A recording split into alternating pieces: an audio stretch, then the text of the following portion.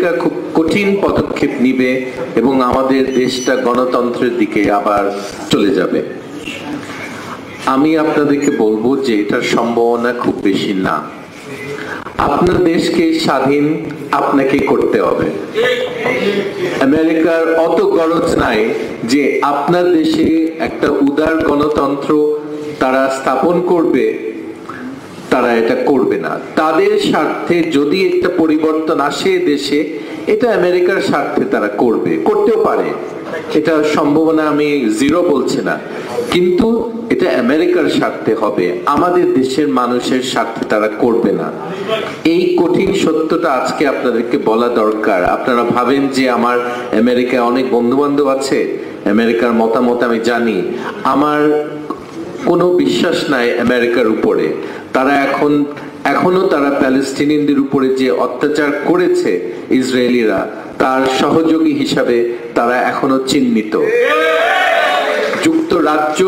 যুক্তরাষ্ট্র দুইটাই প্রধানমন্ত্রী এবং তাদের সরকার প্রধানকে আমি মনে করি যদি একটা সুষ্ঠু বিচার হতো ইন্টারন্যাশনাল ক্রিমিনাল কোর্টে, তারা যুদ্ধ অপরাধীদের তালিকায় তারা পড়তো।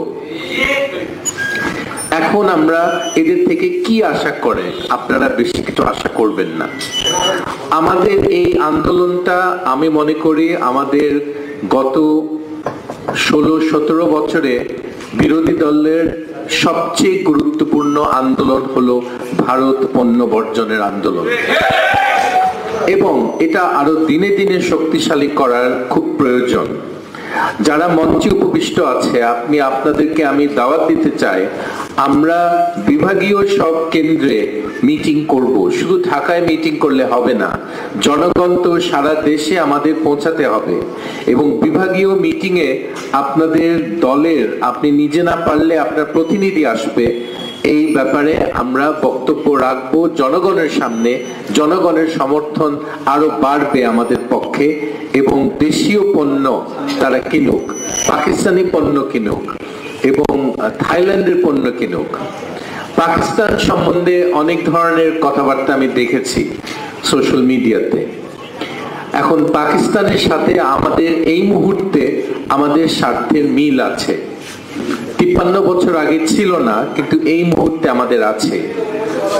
একটা কথা আছে মাও সেতুং এর, "The enemy of my enemy is my friend."